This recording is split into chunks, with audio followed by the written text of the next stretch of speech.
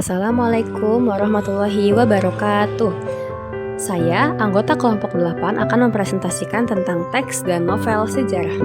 Izinkan saya memperkenalkan anggota kelompok saya.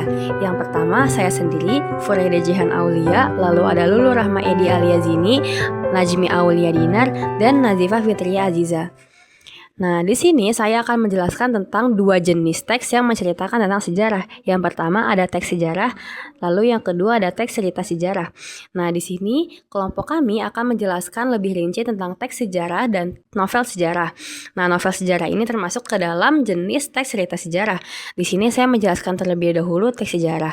Teks sejarah itu berisi sepenuhnya berdasarkan fakta nyata dan data yang valid, seperti dokumen, naskah kuno, dan lain-lain.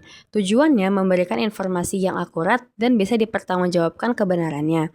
Contohnya, seperti buku sejarah, biografi tokoh, atau laporan penelitian sejarah. Lalu yang kedua, ada novel sejarah. Nah, novel sejarah ini berisi untuk menggabungkan fakta sejarah dengan unsur fiksi, seperti karakter, dialog, dan konflik buatan. Tujuannya menghibur, menyentuh emosi, dan menyampaikan pesan moral sambil menggunakan latar sejarah yang nyata. Contohnya seperti novel Bumi Manusia dan novel-novel sejarah lainnya. Nah, di sini saya akan membahas tentang pengertian teks sejarah terlebih dahulu. Teks sejarah adalah narasi atau tulisan faktual yang berceritakan peristiwa penting yang benar-benar terjadi di masa lalu. Teks ini disusun secara kronologis berdasarkan urutan waktu dan didukung oleh bukti. Nah, yang selanjutnya saya akan membahas tentang pengertian novel sejarah. Jadi, novel sejarah adalah sebuah karya fiksi atau novel yang bersumber dari fakta dan peristiwa sejarah. Meskipun dasarnya adalah fakta sejarah, penulis menambahkan imajinasi berupa alur, karakter, dan sudut pandang pribadi yang tidak selalu ada dalam fakta sejarah aslinya, seperti emosi, kegemaran, atau kehidupan keluarga pada tokoh. Teks ini bisa disajikan dalam bentuk naratif maupun deskriptif dan memiliki nilai kesejarahan. Selanjutnya ada ciri-ciri teks sejarah. Yang pertama, strukturnya kronologis, yang berarti urutan kejadian atau peristiwanya sesuai dengan waktu kejadian atau peristiwa. Yang kedua ada mengandung konjungsi temporal. Konjungsi temporal itu apa? Konjungsi temporal adalah kata penghubung waktu. Contohnya seperti sebelum, setelah, sejak. Nah, contohnya tuh seperti kayak setelah pembacaan proklamasi, kayak gitu. Lalu ada yang ketiga, berdasarkan fakta.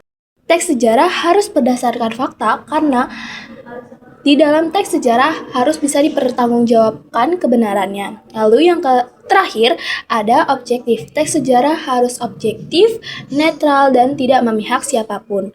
Lalu selanjutnya ada ciri-ciri novel sejarah. Yang pertama, berdasarkan sejarah namun ditambahkan. Nah, di ciri-ciri novel sejarah yang pertama itu harus berdasarkan sejarah atau kerangka dasarnya yaitu peristiwa sejarah namun ditambahkan unsur fiksi. Lalu yang kedua ada fokus pada tokoh dan alur. Di ciri-ciri novel sejarah selanjutnya itu fokus pada tokoh dan alur, yang artinya di novel sejarah terfokus hanya pada tokoh fiksi dan alur fiksi. Lalu yang ketiga adalah strukturnya naratif. Ciri utama dari novel ialah mempunyai struktur yang naratif. Artinya novel sejarah memiliki struktur naratif. Lalu subjektif.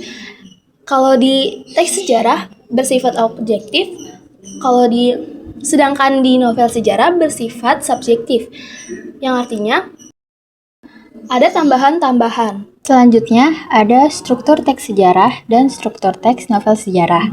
Struktur teks sejarah itu ada 3. Yang pertama ada orientasi. Orientasi adalah bagian pembuka yang berisi pengenalan peristiwa sejarah, yang menyampaikan latar belakang, waktu, tempat, dan tokoh-tokoh penting yang terlibat. Kedua, ada kronologis. Kronologis menjelaskan rangkaian peristiwa sejarah secara berurutan sesuai kronologi dari awal hingga akhir. Yang ketiga, ada reorientasi atau penutup. Ini merupakan bagian akhir yang berisi kesimpulan, komentar penulis, atau refleksi terhadap peristiwa sejarah. Selanjutnya, ada struktur teks novel sejarah. Yang pertama, ada orientasi. Orientasi adalah bagian awal cerita yang memperkenalkan latar cerita seperti waktu, tempat, dan peristiwa. Yang kedua, ada konflik. Konflik adalah munculnya permasalahan yang dialami tokoh utama. Yang ketiga, ada klimaks. Klimaks merupakan titik ketegangan, drama, dan emosi tertinggi dalam cerita tersebut, di mana tokoh utama menghadapi tantangan atau konflik terbesar mereka. Klimaks ini berfungsi sebagai titik balik yang menentukan nasib protagonis dan menjadi puncak dari semua peristiwa yang membangun ketegangan sebelumnya, serta menjadi awal dari resolusi dan penyelesaian cerita. Yang keempat, ada resolusi. Resolusi berisi penjelasan tentang akhir cerita atau penjelasan tentang nasib yang dialami tokoh. Yang kelima, ada koda, yaitu berisi komentar tentang keseluruhan isi cerita yang berfungsi sebagai penutup. Kemudian ada kaidah-kaidah kebahasan teks sejarah. Kaidah kebahasan teks sejarah di sini ada 5. Yang pertama, menggunakan kalimat formal. Kalimat formal di sini adalah sesuai dengan ejaan yang disempurnakan atau EYD dan tata bahasa Indonesia yang baik dan benar. Terus yang kedua, ada bersifat informatif. Informatif yang dimaksud di sini adalah informasi yang disampaikan secara lugas dan faktual. Terus yang ketiga, ada fokus pada penyampaian. Fokus untuk menyampaikan peristiwa yang terjadi di masa lampau dengan lugas dan faktual. Kemudian ada yang keempat, yaitu konjungsi temporal. Konjungsi temporal di sini adalah konjungsi untuk menunjukkan urutan waktu sebuah peristiwa. Contohnya yaitu sebelum, sesudah, ketika, setelah itu, dan lain sebagainya. Dan yang terakhir ada kata ganti. Kata ganti di sini merujuk untuk kata ganti benda, orang, dan tempat untuk menjadi kalimat yang efektif. Kemudian ada kaidah kebahasaan novel sejarah. Di sini kaidah kebahasaan novel sejarah ada 6 poin. Yang pertama, kalimat bermakna lampau.